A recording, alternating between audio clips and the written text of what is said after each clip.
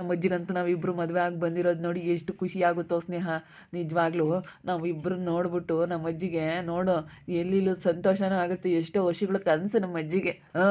ಭಾಳ ತುಂಬ ಆಸೆ ಇಟ್ಕೊಂಡಿತ್ತು. ಹಿಂಗೆ ಇವರಿಬ್ಬರು ಮದುವೆ ಆಗಬೇಕು ಅಂತ ತುಂಬ ಆಸೆ ಇಟ್ಕೊಂಡಿತ್ತು. ಅಜ್ಜಿ ಅಜ್ಜಿ ಅಜ್ಜಿ. ಹೌದು, ನಮ್ಮ ಮನೆ ಹತ್ರ ಬಂದಂಗೆಲ್ಲ ಹೇಳೋರು ನಿಮ್ಮ ಅಜ್ಜಿ. ನಾನು ನನ್ನ ಮೊಮ್ಮಗಿಗೆ ನಿನ್ನ ಮದುವೆ ಮಾಡ್ಕೋಬೇಕು, ನನ್ನ ಮೊಮ್ಮಗಿಗೆ ನಿನ್ನ ಮದುವೆ ಮಾಡ್ಕೋಬೇಕು. ತುಂಬ ಆಸೆಗಿದ್ರು. ನಾನು ಅದಕ್ಕೇ ತುಂಬ ಇಷ್ಟಪಟ್ಟು ಅವ್ರ ಆಸೆಗೆ ಒಪ್ಕೊಂಡು ಅವ್ರ ಆಸೆ ನೋಡಿಬಿಟ್ಟೆ ನಾನು ಮದುವೆ ಆದೆ. ನಿಜವಾಗ್ಲೂ ನನಗೆ ತುಂಬ ಖುಷಿ ಆಯಿತು. ನಿಮ್ಮ ಅಜ್ಜಿ ನನ್ನ ತುಂಬ ಇಷ್ಟಪಡ್ತಾರೆ. ಏ ಏ, ಸಮರ್ತು ಸಮರ್ತು ಪಾಪ, ಸಮರ್ತು ಮದುವೆ ಆಗಿ ಬಂದಿದೆಯೇನ? ಹ್ಞೂ ಅಜ್ಜಿ, ಮದುವೆ ಆಗಿ ಬಂದಿದ್ದೀನಿ. ಇವಾಗ ನಾನು ಸ್ನೇಹ ತುಂಬ ಇಷ್ಟಪಟ್ಟು ಮದುವೆ ಆಗಿ ಬಂದ್ವಿ. ಇವಾಗ ಎಲ್ಲರೂ ಯಾಕೆ ಸುಮ್ಮನೆ, ಅದಕ್ಕೇ ನಾವೇ ಹೋಗ್ಬಿಟ್ಟು ಮದುವೆ ಆಗಿ ಬಂದಿದ್ದೀವಿ. ನಿಮ್ಗೆ ಇಷ್ಟ ಆಯ್ತಲ್ಲ, ಅದಕ್ಕೇ ಅವರು ಇಷ್ಟಪಟ್ಟಿದ್ರು, ಅಮ್ಮವರು ಇಷ್ಟಪಟ್ಟಿದ್ರು, ಎಲ್ಲನ ಹೇಳಿದ್ರು ಕೇಳಿದ್ರು. ಅದಕ್ಕೆ ಯಾರಿದ್ರೆ ಏನಂತೆ, ಹುಡುಗ ಹುಡುಗಿ ಒಪ್ಪಿದ ಮೇಲೆ ಹುಡುಗ ಹುಡುಗಿ ಮೇಯ್ನ್ ಇರಬೇಕಲ್ಲ, ಅದಕ್ಕೆ ನಾವೇ ಮದುವೆ ಆಗಿ ಬಂದುಬಿಟ್ವಿ. ಏನು ಹೇಳ್ತಾ ಇದೆಯಾ ನೀನು? ಅಲ್ಲ, ಅವ್ರ ಅಮ್ಮಯ್ಯ ಬೈಯಲ್ವೇ? ನಾವೆಲ್ಲ ಮದುವೆ ಮಾಡ್ತಿದ್ವಿ ಪಾಪ, ಯಾಕೆ ಹೋಗಿ ಆಗಿ ಬಂದ್ರಿ ನೀವು? ಅಲ್ಲೋಡು, ನನಗಂತೂ ನೋಡಿ ಸಂತೋಷ, ಎಷ್ಟು ಸಂತೋಷ ಆಗ್ತೈತೆ. ನಿಜವಾಗ್ಲೂ ತುಂಬ ಸಂತೋಷ ಆಗ್ತೈತೆ ಕಣೋ. ಅಜ್ಜಿ, ನಮ್ಮಮ್ಮನೂ ಮದುವೆ ಮಾಡೋದಕ್ಕೆ ಇವಾಗ ದುಡ್ಡು ಬೇಕು, ಎಲ್ಲಿ ಹುಡ್ಕನ? ಇವಾಗ ಮೊನ್ನೆ ಬೇರೆನೇ ನಾವು ಶೆಡ್ ಮಾಡಿದ್ವಿ, ಶೆಡ್ಡಿಂದ ಸಾಲ ತೀರಿಲ್ಲ ಇನ್ನೂ. ಇವಾಗ ಹೆಂಗೆ ಮಾಡೋಣ? ಯಾರ ಹತ್ರ ಆದರೂ ಕೇಳು, ನಿನ್ನ ಫ್ರೆಂಡ್ ಅವ್ರ ಹತ್ರ ಯಾರ ಹತ್ರ ಆದರೂ ಕೇಳ್ಬಿಟ್ಟು, ಇವಾಗ ಶಾಂತಮ್ಮ ಅವ್ರ ಹತ್ರ ಹತ್ರನೇ ಕೇಳೋಣ ಅಂತಂದರೆ ಅವ್ರ ಹತ್ರನೇ ಕೇಳಿ ಹೆಂಗೆ ಇಸ್ಕೊಂಬನ? ಯಾರನ್ನೂ ಕೇಳೋಣ? ಅದಕ್ಕೆ ಏನು ಬೇಡ, ಎಲ್ಲಾದ್ರೂ ದೇವಸ್ಥಾನ ಹತ್ರ ಮದುವೆ ಮಾಡ್ಕೊಂಬಂದ್ರೆ ಆಯಿತು ಅಂತ ಒಂದ್ಸತಿ ಯೋಚನೆ ಮಾಡೋರು. ಏನೇನೋ ಅಪ್ಪಾಯ ಅಮ್ಮಯ್ಯ ಇಬ್ರು ಏನೇನೋ ಮಾತಾಡ್ಕೊಳ್ಳೋರು. ಅದಕ್ಕೆ ಆ ಸವಸನೆ ಬೇಡ, ಇನ್ನೇನು ಈ ಹುಡುಗನಿಗೆ ಕೊಡೋದು ಅಂತ ಹೇಳಿ ಅದಕ್ಕೇನೆ ನಾನು ಸಮರ್ಥ ಇಬ್ರು ಒಪ್ಪಿ ಮದುವೆ ಆಗ್ಬಿಟ್ವಿ ಅಜ್ಜಿ. ಸಮರ್ಥ, ಏನೋ ಇದು? ಮದುವೆ ಆಗಿ ಬಂದವ್ರಮ್ಮ ಇಬ್ಬರಳು ಹೋಗಿ ಅವ್ರ ಅಪ್ಪನೂ ಅವ್ರ ಅಮ್ಮಯ್ಯ ದುಡ್ಡಿಗೆ ಒಟ್ಟು ಪರದಾಡಾರಂತೆ. ಅದಕ್ಕೆ ಸಮಸ್ಯೆನೇ ಬೇಡ ಅಂತ ಹೇಳಿ ಅದಕ್ಕೇನೆ ಇಬ್ಬರಳು ಒಪ್ಪಿ ಮಾತಾಡ್ಕೊಂಡು ಮದುವೆ ಆಗಿ ಬಂದವ್ರಿ. ನನಗೇನೋ ನೋಡ್ತಿದ್ರೆ ಬೋಲ್ ಸಂತೋಷ ಆಗ್ತೈತೆ. ಅಪ್ಪ ಇದೇನು ಕನ್ಸ ಏನೋ ಅಮ್ಮಂಗೆ ಆಗ್ತೈತೆ ನನಗೆ. ಅಯ್ಯಪ್ಪ, ನಾನೇನೇನು ಕನ್ಸು ಕಾಣ್ತಾ ಇದ್ನೇನೋ ಅಮ್ಮಂಗೆ ಆಗ್ತೈತೆ ಕಣ್ಣು ಒರೆಸಿತ. ನನಗೇನೋ ಕನ್ಸೇನಪ್ಪ ಇದು ಅನ್ನಿಸ್ತೈತೆ. ನಿಜನೇ ತಾನೇ?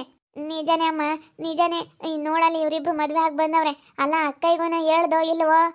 ಅಲ್ಲ ಕಣ ಸ್ನೇಹ, ನಿಮ್ಮ ಅಮ್ಮಂಗೆ ಹೇಳ್ದೆ ಇಲ್ವೇ ನೀನು?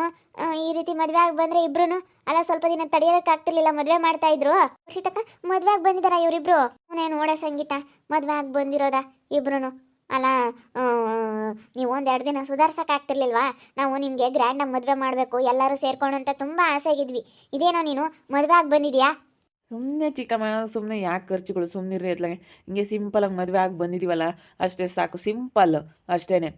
ಅವ್ರಿಗೂ ಸುಮ್ಮನೆ ದುಡ್ಡಿನ ಸಮಸ್ಯೆಗಳು, ಯಾಕೆ ಸುಮ್ಮನೆ ಸಾಲಾಗಿಲ್ಲ ಮಾಡಿ ಯಾವ ಗ್ರ್ಯಾಂಡಾಗಾದ್ರೆ ಇವಾಗ ರಿಸೆಪ್ಷನ್ ಮಾಡ್ಕೊಳ್ಳೋಣ ಅಂತ. ಅದಕ್ಕೆ ನಾವಿಬ್ಬರು ಮದುವೆ ಆಗ್ಬಿಟ್ಟು ಆಮೇಲೆ ರಿಸೆಪ್ಷನ್ಗೆ ಮಾಡ್ಕೊಂಡ್ರೆ ಆಯಿತು ಮನೆ ಹತ್ರ ಅಂತೇಳಿ ನಾನೇ ಅಮ್ಮನಿಗೆ ಹೇಳ್ಬಿಟ್ಟು ಇಲ್ಲೇ ಮನೆ ಹತ್ರ ಮಾಡ್ಕೊಳ್ಳೋಣ ರಿಸೆಪ್ಷನ್, ಮದುವೆ ಆಗಿ ಬಂದರೆ ಸಾಕು ಅಂತೇಳಿ. ಸುಮ್ಮನೆ 2 ದಿವಸ 3 ದಿವಸ ಅಂದರೆ ತುಂಬ ಖರ್ಚುಗಳು ಬರ್ತವೆ, ಆಗೋದಿಲ್ಲ ಅಂತೇಳಿ ಅದಕ್ಕೇ ಹಿಂಗೆ ಮದುವೆ ಆಗಿ ಬಂದುಬಿಟ್ವಿ ನಾನು ಸ್ನೇಹ. ಅಂತೂ ಭಾಳ ಖುಷಿ ಆಗ್ತೈತೆ ನೀವಿಬ್ರು ನೋಡ್ತಿದ್ರೆ. ಆರತಿ ಮಾಡಿ ಒಳಕ್ಕೆ ಬಿಡ್ಕೋಬೇಕು. ಹರ್ಷಿತಿಗೆ ಹೇಳಿದೇನಪ್ಪ? ನಿಮ್ಮಮ್ಮಗೆ ಹೇಳಿದೆಯೇ? ಇಲ್ಲ ಅಜ್ಜಿ, ನಾನು ಅಮ್ಮಂಗೂ ಹೇಳಿಲ್ಲ, ಯಾರಿಗೂ ಹೇಳಿಲ್ಲ. ಯಾರೂ ಒಪ್ತಾ ಇರಲಿಲ್ಲ. ಅದಕ್ಕೇ ನಾನು ಸಿಂಪಲಾಗಿ ಇಲ್ಲಿ ರಿಸೆಪ್ಷನ್ ಮಾಡ್ಕೊಳ್ಳೋಣ ಅಂತ ಅಂದ್ಕೊಂಡಿದ್ದೀನಿ. ಅಲ್ಲ ಕಣೋ, ಅವ್ರ ಹತ್ರ ದುಡ್ಡಿಲ್ಲ ಅಂತಂದರೆ ಎಲ್ಲ ನಿಮ್ಮನೆಗೆ ಇಟ್ಟು ಎಲ್ಲ ನೀವೇ ಮದುವೆ ಮಾಡ್ಕೋಬೋದಾಗಿತ್ತು. ಅವರೇ ಎಲ್ಲ ಮದುವೆ ಮಾಡ್ಕೊಂಬರಮ್ಮ, ಅವರೇ ಎಲ್ಲ ಖರ್ಚಿಕ್ಬಿಟ್ಟು. ನೀವು ಯಾಕೆ ಹಿಂಗೆ ಆಗಿ ಬರೋಕ್ಕೆ ಹೋದ್ರಿ? ಯಾರನ್ನ ಇವಾಗ ಹೆಂಗೆ ಬೈತಾರೆ ಗೊತ್ತಾ? ಹಿಂಗೆ ಯಾಕೆ ಆಗಿ ಬರೋಕ್ಕೆ ಹೋದ್ರತ್ತು ಇವರು ಅಂತಾರೆ. ಯಾವಾಗ ನೋಡಿದ್ರು ಬರೀ ಇದೇನಾ ಅಂತಾರೆ. ಬಿಡತ್ತ, ಯಾರು ಏನಾನ ಅಂದೇಳು, ಆಗಿ ಬಂದವ್ರಲ್ಲ ಅಷ್ಟೇ ಸಾಕು, ಚೆನ್ನಾಗಿದ್ರೆ ಸಾಕು. ಇಲ್ಲಿಗೆ ಬಂದವ್ರೆ, ಇನ್ಮೇಲಿಂದನ ಇಲ್ಲೇ ಇರ್ತಾರೆ. ನಾನು ನನ್ನ ಮೊಮ್ಮಗೊಂದು ಮದುವೆ ಆದರೆ ಸಾಕಪ್ಪ, ಇಲ್ಲೇ ಕರ್ಕೊಂಬಂದು ಇಕ್ಕೆಮನ ಅಂತ ಹೇಳಿ ಬೋಲ್ ಆಸೆಗಿದ್ದೆ. ಹೆಂಗನ ಮದುವೆ ಆಗಿ ಇಲ್ಲಿಗೆ ಬಂದುಬಿಟ್ಟ. ನನಗಂತ ನೋಡೋಕ್ಕೆ ಅಟ್ಕೊಂಡು ಸಾಲದು. ಇದೇನಪ್ಪ ಇದು ಕನ್ಸ ನಿಜಾನ, ಕನ್ಸ ನಿಜಾನ ಅನ್ನಿಸ್ತೈತೆ ನನಗೆ. ಕನ್ಸೇನಪ್ಪ ಅನ್ನಿಸ್ತೈತೆ ಅನ್ನಿಸ್ತೈತಿ. ನೋಡಿರಿ, ಎಲ್ಲನ ನಾವೇ ಖರ್ಚಿಗೆ ಮದುವೆ ಮಾಡ್ಕೊಂತಿದ್ವಿ, ಹಿಂಗೆ ಮಾಡಬಾರ್ದಾಗಿತ್ತು ಕಣಮ್ಮ. ನಿಮ್ಮಮ್ಮ ಇರ್ತ ದುಡ್ಡಿಲ್ಲ ಅಂದಿದ್ರು, ನಾವು ಅಕ್ಕ ಹೇಳಿ ಅದೇ ಮಾತಾಡ್ಕೊಂಡಿದ್ವಿ. ಅಕ್ಕ ಅವ್ರೊಂದು ಸ್ವಲ್ಪ ಬಡವ್ರ ಕಣೆ, ನಾವೇ ಎಲ್ಲ ಖರ್ಚಿಕ್ಕಿ ಮದುವೆ ಮಾಡ್ಕೊಂಬನ ಅಂತೇಳಿ ನಾವೆಲ್ಲ ಮಾತಾಡ್ಕೊಂಡಿದ್ವಿ. ನೀವು ಹೋಗಿ ಸಡನ್ನಾಗಿ ಹಿಂಗೆ ಮದುವೆ ಆಗಿ ಬಂದಿದ್ದೀರಲ್ಲ. ಇವಾಗ ಅತ್ತೆ, ನೀವು ಅತ್ತೆ ಆಗ್ಬೇಕು ಇವಾಗ. ಮತ್ತೆ ಇವಾಗ ಹೆಂಗೆ ಕೇಳೋದಕ್ಕಾಗುತ್ತೆ ಹೇಳ್ರಿ? ಕೇಳೋದಕ್ಕಾಗೋದಿಲ್ಲ. ಯಾಕಂತಂದರೆ ನೀವೇ ಎಲ್ಲ ಖರ್ಚಿಗೆ ಮಾಡ್ಕೊಳ್ರಿ ಅಂತ ಹೇಳಿ ಕೇಳೋದಕ್ಕೆ ನಮ್ಮ ಅಪ್ಪ ನಮ್ಮ ಅಮ್ಮನಿಗೆ ಹೆಂಗಾದ್ರೂ ಮನಸ್ಸು ಬರುತ್ತೆ.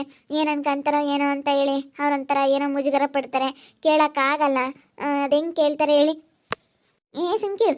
ನಾನು ಹಂಗೆ ಅನ್ಕೊಂಡಿದ್ದೆ, ನಾನು ಎಲ್ಲ ಖರ್ಚಿಗೆ ಮದುವೆ ಮಾಡ್ಕ್ಯಮನ ಅಂತ ಅನ್ಕೊಂಡಿದ್ವಿ. ನೀವು ಅಷ್ಟೊತ್ತಿಗೆ ಆಗಿ ಬಂದಿದ್ರ, ಇದೇ ಸಂತೋಷ. ಮನೆ ತಗೇನೆ ಒಂದು ರಿಸೆಪ್ಷನ್ ಮಾಡಿರಾತ್. ಸುಮ್ಕಿರು. ಎಲ್ಲಾರನ್ನೂ ಕರೆದು ರಿಸೆಪ್ಷನ್ ಮಾಡಿರಾತ್. ಮದುವೆ ಆಯ್ತಲ್ಲ. ನಾನು ಭಾಳ ದಿವಸದಿಂದ ಆಸೆ ಕೇಳಿದ್ದೆ, ನನಗಿನ್ನೇನು ಆಸೆ ಇರಲಿಲ್ಲ, ಇದೊಂದೇ ಆಸೆ ಇದ್ದಿದ್ದು. ನನ್ನ ಮೊಮ್ಮಗೂ ಮದುವೆ ಮಾಡಬೇಕು, ಇವು ಅಮ್ಮನಿನೇ ಮದುವೆ ಮಾಡ್ಕೋಬೇಕು, ಈ ಸ್ನೇಹಮ್ಮನ್ನೇ ಮದುವೆ ಮಾಡ್ಕೋಬೇಕು, ನಮ್ಮ ಸಮರ್ಥಗೆ ಅಂತ ಹೇಳಿ ನನಗೆ ಬೋಲ್ ಆಸೆ ಇತ್ತು. ಇವಾಗ ಒಂಥರನ ಅದು ನೆರವೇರ್ದಂಗೆ ಆಗ್ತೈತಿ. ನಿನಗೆ ತುಂಬ ಖುಷಿ ಆಗುತ್ತೆ ಅಂತ ಗೊತ್ತಾಜಿ, ಅದಕ್ಕೆ ನಾನು ಅಲ್ಲಿಗೆ ಹೋಗಲಿಲ್ಲ, ಇಲ್ಲೇ ಉಳ್ಕೊಂಡಿದ್ದು. ನಾನು ಅಲ್ಲಿಗೆ ಹೋಗಕ್ಕೆ ಹೋಗಲಿಲ್ಲ, ಅಮ್ಮನ ಮನೆಗೆ ಹೋಗಲಿಲ್ಲ. ಅಯ್ಯೋ, ನಮ್ಮ ಅಮ್ಮನಿಗಂತೂ ಏನು ಖುಷಿನೋ ಏನೋ, ಒಂದು ಮದುವೆ ಆಗಿ ಬಂದಿರೋದಕ್ಕೇನೆ ಸಖತ್ತು ಖುಷಿ. ಅಲ್ಲ, ಒಂದೆರಡು ದಿನ ಸುಧಾರಿಸಿದ್ರೆ ನಾವೇ ಮಾಡ್ತಿದ್ವಪ್ಪ. ನೀನು ಏನು ಹಂಗೆ ಆತರ ಬಿದ್ದುಬಿಟ್ಟು ಬಿಡಿವಾಗ ಏನು ಮನೆ ತಾಗಿ ಫಂಕ್ಷನ್ ಮಾಡಿದ್ರೆ ಆಯ್ತು, ಎಲ್ಲರನ್ನ ಕರೆಸಿ ಫಂಕ್ಷನ್ ಮಾಡಿದ್ರೆ ಆಯಿತು. ನಿಮ್ಮ ಅಮ್ಮಗೂ ಹೇಳಿದ್ದೇನಮ್ಮ ನೀನು? ಇಲ್ಲ, ಹೇಳಿಲ್ಲ. ಅಮ್ಮಗೂ ಹೇಳಿಲ್ಲ, ಯಾರಿಗೂ ಹೇಳಿರಲಿಲ್ಲ. ಅಮ್ಮ ಯಾರೇ ಹೇಳಿತ್ತು, ಹುಡುಗಗೆ ಕಣಮ್ಮ ಕೊಟ್ಟು ಮದುವೆ ಮಾಡೋದು, ಅಲ್ಲೇ ಹೋಗಿ ಬಂದಿದ್ದೀವಿ ಅವ್ರ ಮನೆಗೆ ಅಂತ ಹೇಳಿ ಎಲ್ಲ ಹೇಳಿತ್ತಾ. ಅದಕ್ಕೇ ನಾನು ಸಮರ್ಥ ಮಾತಾಡ್ಕೊಂಡು ನಾನು ಋತಕ್ಕನ ಫೋನಲ್ಲಿ ಫೋನ್ ಮಾಡ್ತಿದ್ನ. ಫೋನ್ ಮಾಡಿ ಅದಕ್ಕೆ ಮದುವೆ ಆಗಿ ಬಂದುಬಿಟ್ಟೆ ಕಣಜ್ಜಿ. ನೀನು ನನ್ನ ಕ್ಷಮಿಸ್ಬಿಡು. ಏನು ಮಾಡೋಣ, ಅಪ್ಪ ಅಮ್ಮಯ್ಯ ದುಡ್ಡಿ ಪರದಾಡ್ತಿದ್ರು. ಸಾಲ ಮಾಡ್ಕೊಂಡು ಬಡ್ಡಿ ಕಟ್ಟೋಕ್ಕಾಗಲ್ಲ ಅಂತಿದ್ರು.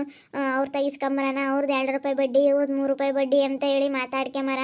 ಅಷ್ಟಕ್ಕೆ ಈಗ ಒಡವೆ ಎಲ್ಲ ಮಾಡಿಸ್ಕೊಡ್ಬೇಕು, ಒಡವೆ ಮಾಡಿಸ್ಬೇಕು. ಅವನಿಗೇನ ಒಂದು ಉಂಗುರ ಕೊಡಬೇಕು, ವರದಕ್ಷಿಣೆನ ಏನಾನ ಮಾಡಬೇಕು, ಮನೆ ತಗೆ ರೇಷನ್ ಎಲ್ಲ ತರಬೇಕು, ಶಾಮಿಯಾನ ಹಾಕಿಸ್ಬೇಕು, ಎಲ್ಲ ಮಾಡಬೇಕು ಅಂತ ಹೇಳಿ ಎಲ್ಲ ಲೆಕ್ಕ ಹಾಕ್ಯಂತಿದ್ರು. ಎಷ್ಟು ಆಗುತ್ತೆ ಖರ್ಚು, ಇಷ್ಟಾದರೆ ಎಷ್ಟಾಗುತ್ತೆ. ಇವಾಗ ನಮ್ಮ ತಗೇನಿಲ್ಲ, ಇವಾಗೆಲ್ಲನ ನಾವು ಸೆಟ್ಟಿಗೆ ಬಂಡವಾಳ ಹಾಕಿದ್ದೀವಿ. ಓಟ ಅಷ್ಟು ಬಿಟ್ಟರೆ ನಮ್ಮ ತಗೇನಂತ ಇಲ್ಲ. ಒಡವೆಗೆ ಬೇಕು ಇಷ್ಟೊಂದು ದುಡ್ಡು, ಇಷ್ಟು ಬಡ್ಡಿ ಕಟ್ಟಬೇಕಾಗುತ್ತೆ ತಿಂಗಳ ಅದೆಲ್ಲ ಲೆಕ್ಕ ಹಾಕ್ಯಂತಿದ್ರ. ಅದಕ್ಕೆ ನನಗೆ ಲೆಕ್ಕ ಹಾಕ್ಯಂಬದೇ ಬೇಡ, ಇವರು ಸುಮ್ಮನೆ ಅದ್ರತ್ಲಾಗ ಯಾವುದೂ ಇರೋದಿಲ್ಲ ಅಂತ. ಅದಕ್ಕೆ ಹಿಂಗಾದೆ. ಖರ್ಚು ಉಳಿಸೋದಕ್ಕೋಸ್ಕರ ಮದುವೆಗಿನ್ನೇನು ಎಷ್ಟು ಖರ್ಚು ಮಾಡಿದ್ರು ಸುಮ್ಮನೆ ವ್ಯರ್ಥ ಅಲ್ಲ. ಅದಕ್ಕೇ ನಾನು ನಾನು ರಿಸೆಪ್ಷನ್ ಮಾಡ್ತೀನಿ, ಮನೆ ಹತ್ರನೇ ಮಾಡ್ಕೊಂಡ್ರೆ ಆಯಿತು. ಅವಾಗ ನಿಮ್ಮಪ್ಪ ನಿಮ್ಮಮ್ಮನಿಗೇನು ಖರ್ಚು ಬರೋದಿಲ್ಲ, ಅವರು ಬರೋ ಕೇಳು ಅಷ್ಟೇ. ನಾವೇ ಮಾಡೋಣ, ನಾವೇ ಮಾಡ್ತೀವಿ ರಿಸೆಪ್ಷನ್ ಅಂತ ಹೇಳಿ ಇವ್ರು ಹೇಳಿದ್ರ. ಅದಕ್ಕೆ ನಾನು ಮದುವೆ ಆಗಿ ಬಂದಿದ್ದು ಒಪ್ಕೊಂಡು ಅರ್ಷಿತಕ್ಕನಿಗೆ ಫೋನ್ ಮಾಡಿ ಹೇಳ್ತೀನಿ, ಅಮ್ಮ ಇವು ಇಬ್ಬರು ಮದುವೆ ಆಗಿ ಬಂದಿರೋ ವಿಷಯನ ನೀನು ಹೇಳ್ಬರೋಗ ಅವ್ರ ಅಮ್ಮನಿಗೆ ಮದುವೆ ಆಗಿ ಬಂದಿದ್ದಾರೆ ಅಂತ ಹೇಳಿ. ಒಳಕ್ಕೆ ಬಂದವ್ರು ಆಲೇನೆ ಆರತಿ ಮಾಡು. ಆರತಿ ಮಾಡಿ ಹೋಗಿ ದೇವ್ರ ರೂಮಿಂತಕ್ಕೆ ಹೋಗಿ ದೇವ್ರಿಗೆ ಕೈ ಮುಗಿದು ದೇವರಿಗೆ ಎಲ್ಲ ನಮಸ್ಕಾರ ಮಾಡಿ ಹೋಗಿ ಕೂಕಳ್ರಿ, ಬತ್ತೀನಿ ನಿಮ್ಮ ಅಮ್ಮಗೂ ಕರ್ಕೊಂಬತ್ತೀನಿ ಹೋಗಿ ಎಲ್ಲ ಹಿಂಗೆ ಆಗೈತೆ ಕಣಮ್ಮ ಅಂತ ಹೇಳಿ ನಾನೆಲ್ಲ ಹೇಳ್ತೀನಿ.